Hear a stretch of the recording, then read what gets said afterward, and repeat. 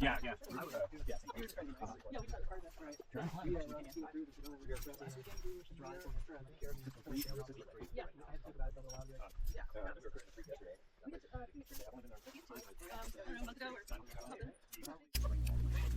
From the ground, Great Race actually is an intimidating looking climb, and you're really surprised that it comes in at a very moderate 10 CD.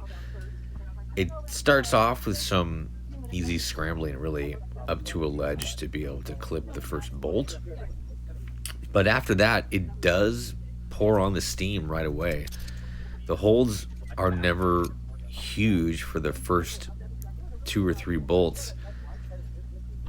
And then you do have some options as far as making upward progress and whether or not you're going to keep it, in my opinion, at the grade or stiffen it up a bit. A little bit past, I believe, the third bolt here, I actually went out right to the other face and the arete itself using both. I watched some other individuals climb it on the same day, and they did use portions of the overlap that you see to the left that has the green lichen on it, the overlap with the brown, kind of layers of rock there. There's chalk on those holds, and obviously it's definitely doable. But as soon as I found some holds out on that face, I opted for it. I just said, heck, man, make my life easy. I know that the crux is up higher. I had seen other people do it. I had seen the falls and knew that there was really only one way to get to the chains higher. So I gave myself the option. I think it still kept it within the grade, but it did keep the pump factor down a little bit through that portion, that section. You do make your way, obviously, back over to the left side, and then you end up over on the right again anyway, so I thought, heck, might as well check it out. And there was chalk out there, so obviously other people had done the same thing. But there is a intimidation factor, again, to the climb. It's exposed.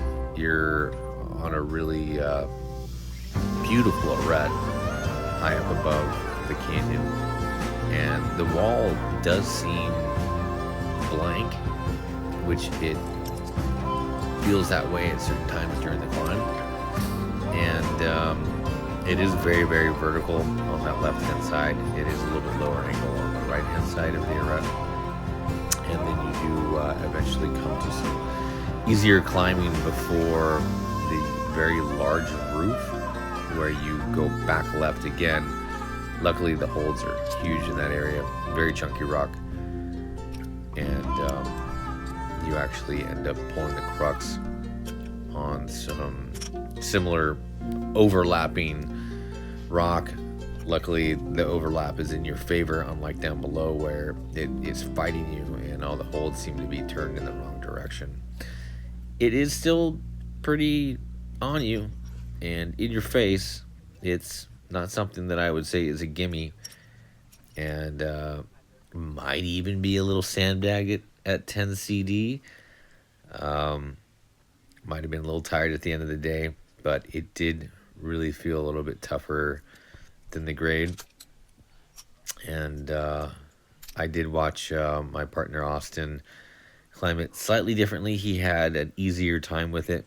I think that here I actually opted to try and use some crimps out to the right, and then bump my left hand up into a really good hold where he did a little bit more of a lie back off of this ear that's out left, and then he crossed up and over with his right to the really good hold that I bumped up to. But nevertheless, it went, and it was a good time. It was a good climb. It's something that I'd been wanting to do for quite some time. Obviously can't quite call it an on-site, but I feel confident in calling it a good solid flash. There wasn't a ridiculous amount of beta for me there, so I did have to figure it out a little bit. Wasn't pre-rehearsed. I didn't top rope it or anything like that, so definitely was a very proud send for me personally. And it's a really great route. I really highly suggest you go for it and check it out. Again, another fantastic climb in Isolation Canyon, surrounded by some beautiful wilderness and that amazing neon green, almost electric lichen. Thanks for checking it out. Continue to check out other climbs there on the channel. Trying to get all over the state of Arizona and cover as much as possible. Then obviously over in the Red Rocks area, J-Tree a little bit. There'll be some more J-Tree coming up in the fall. Going to revisit some old projects of yore from when I used to live in California, now that I'm able to actually approach some of the grades that are there. Look for some stuff from the Overlook, as well as the waterfall that's coming up. Some really fantastic northern Arizona basalt crack climbing. It's gonna test my strength and my mental game. I know that for sure.